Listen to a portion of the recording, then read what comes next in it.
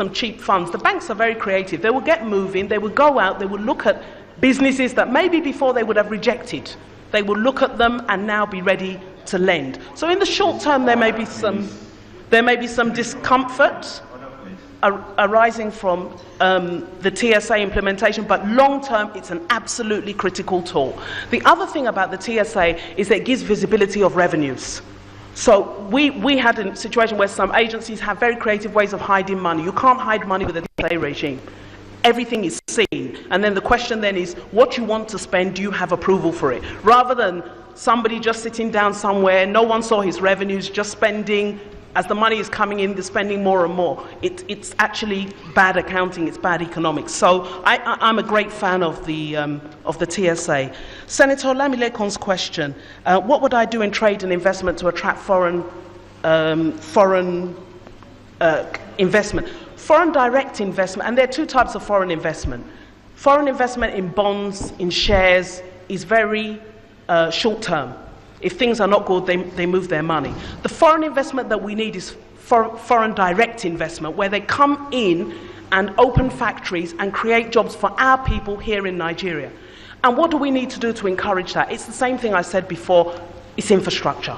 If we get our infrastructure right, there are opportunities. And companies are coming in, but we need to accelerate that so that we can create jobs. Nigeria is a huge, huge consumer market. And most people are importing, sending their containers across, and we're buying.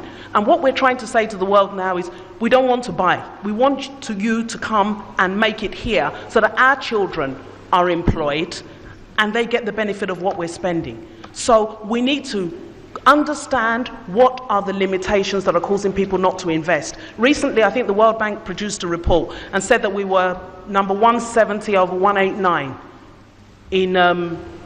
as the worst place to do business. Interestingly, when we got to Ogun State in 2011, Ogun was ranked 35 out of 36 as the worst state to do business. And what was done under the auspices of the governor was a team was put together, multidisciplinary team, and we sat down and we worked through what are the issues. What is the problem? Sometimes it was just cumbersome documentation. Sometimes it was confusion. Sometimes it was agencies not cooperating. I think we need to do the same thing at a federal level. And I think we need to set ourselves target. They can't just keep on coming year after year and telling us we're bad and we're not doing anything. We need to set ourselves a target that we want to move up by 10 places. And let's hold ourselves accountable. Because if we address all those limitations, the investment will come in. And sometimes it's confusion between the three layers of government. Federal is saying one thing, state saying another thing, local government saying another thing. We need to have joined up thinking because we all need to focus on the economy. So I think there's never going to be a better time to push through some of those changes that are needed. In finance, I was asked about the budgetary system and whether I would support a reduction in recurrent or a reduction in the number of agencies. The truth is, we cannot continue to spend 78% of our money on recurrent. The easy way to look at it is recurrent is what we spend today. It's like breakfast, it's like dinner. Capital is what we're investing for tomorrow. So the balance has to be definitely skewed in favor of capital. Now, how do we do this? It's three things for me. One, we need to increase our revenues. The money actually has to be there in order for us to be able to spend it in the first place. Two, we have to introduce better cost efficiencies. How are we spending money? Is there value for money? Do we measure the effectiveness of what we spend? Or do we just give people a budget and let them get on with it? So we need to improve things like audits. We need to improve things like compliance that will ensure that the money that is spent judiciously. I think the third thing, and whether it's achieved by a reduction in the number of agencies or recurrent, is that we need to look for other sources of funding. We have to accept that government cannot fund everything. So we need to do partnerships. Public-private partnerships are going to be hugely important tools to deliver the infrastructure that we need. We need to recognize if we're waiting for government to do everything, we won't do anything. So we need to change our funding model for capital to achieve a better mix between recurrent and capital. I think I have. Senator Albert.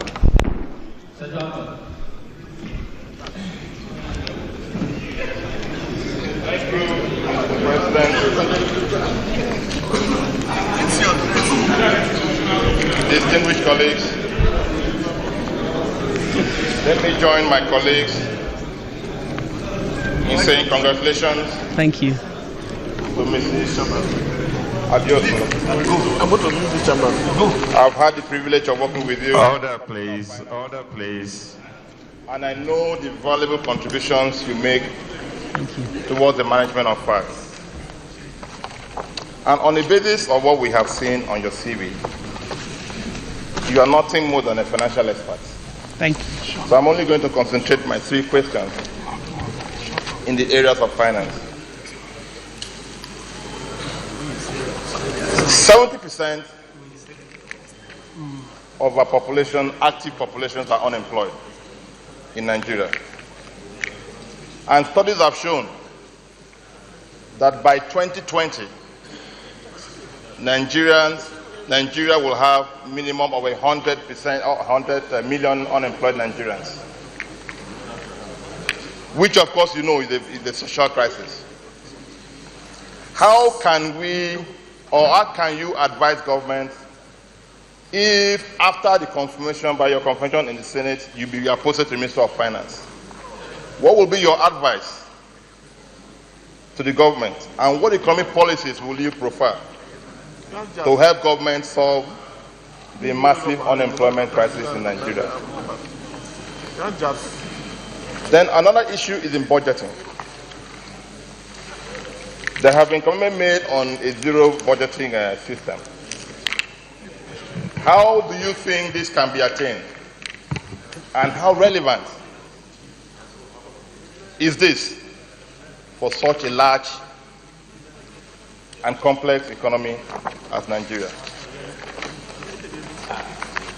Then on efficiency, you have said something about it.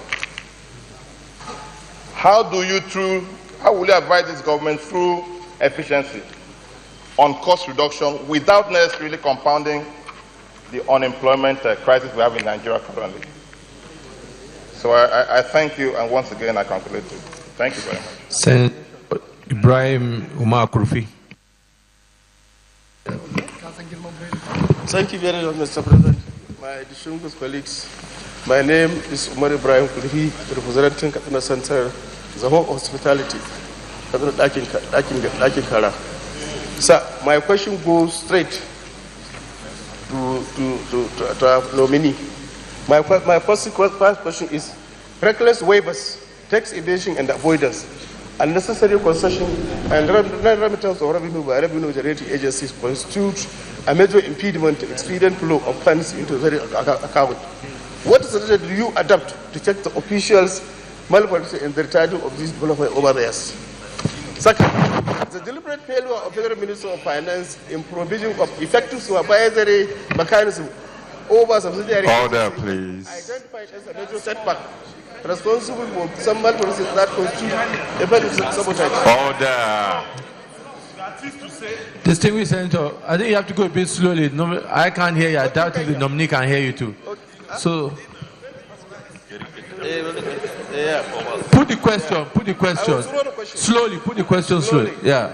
Reckless waivers, tax evasion and avoidance of payment, unnecessary concession and non-remittance of revenue by revenue generating agencies constitute a major impediment to expedient flow of funds into the federation account. What?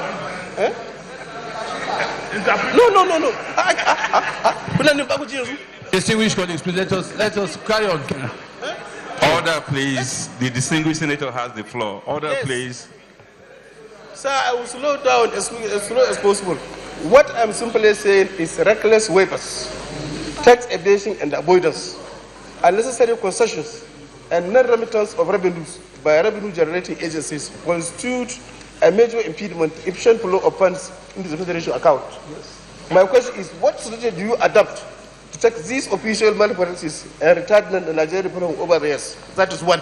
My second question, sir, the deliberate failure of Federal Minister of Finance in provision of effective supervisory mechanism over subsidiary agencies has been identified as a major setback responsible for some malpractices that constitute economic sabotage. What strategy do you employ to reverse this and reset landscape? That's my question. Senator